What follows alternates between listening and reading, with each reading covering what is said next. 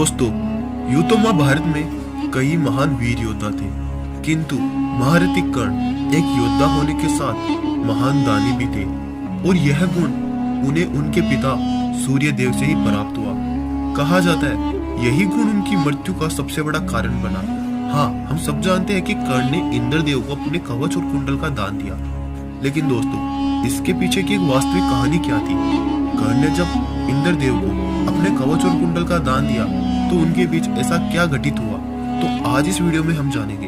दोस्तों, आज से पहले ऐसी जानकारी आपको किसी ने नहीं दी होगी, तो आप वीडियो में बने रहिए और यदि चैनल पे नए हैं तो प्लीज चैनल को सब्सक्राइब कर लें। महाभारत के एक पर्व में लिखा है, श्री कृष्ण को यह बात ज्ञात थी कि कर्ण के पास जब तक उनके पिता द्वारा दिए गए कवच कुंडल है, इस संसार का कोई भी योद्धा उन्हें नहीं मार सकता। ऐसे में उन्हें अपने प्रिय पार्थ यानी अर्जुन की जान का भय हर वक्त रहता था।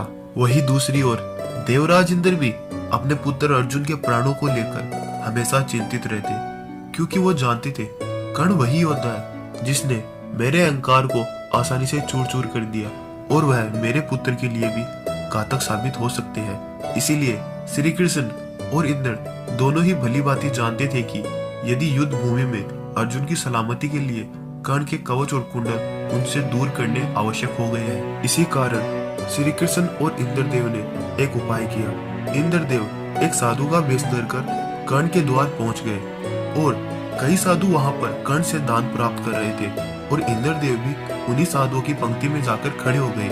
महारथी कर्ण दान स्वरूप में सभी को कुछ ना कुछ दे रहे थे। जैसे ही इंद्रदेव की बारी आती है, उन्होंने कर्ण से कहा, हे राजन, मैं बहुत दूर से आया हूँ।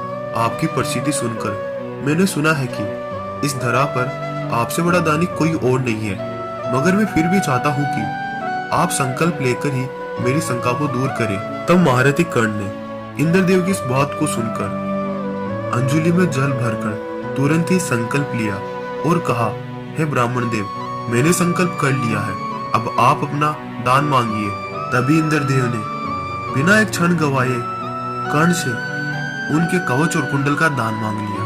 लगा कि उस पर धरती एक जगह ठहर गई है, संसार रुक गया है। फिर कर्ण ने हंसते हंसते अपने कवच और कुंडल को खंजर की सहायता से काट कर अपने शरीर से अलग किया, क्योंकि महारथी कर्ण के कवच और कुंडल उनके शरीर का ही एक अंग था और ब्राह्मण जो इंद्रदेव के रूप में थे उन्हें दान में दिए।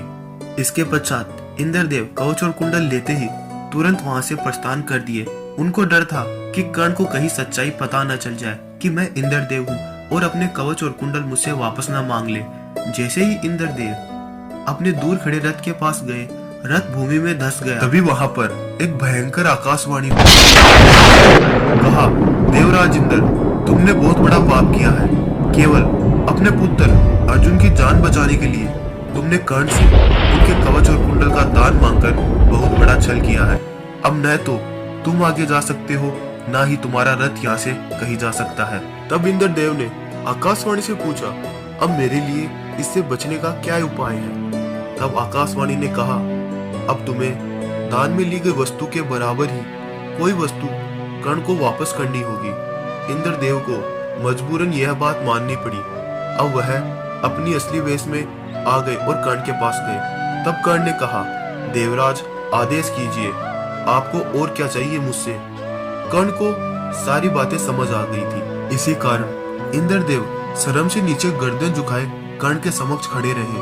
उन्होंने कर्ण से कहा, हे दानवीर, इस बार मैं याचक नहीं हूँ, बल्कि आपको कुछ देने आया हूँ। तब महारथी कर्ण ने कहा, आपसे मुझे कुछ नहीं चाहिए।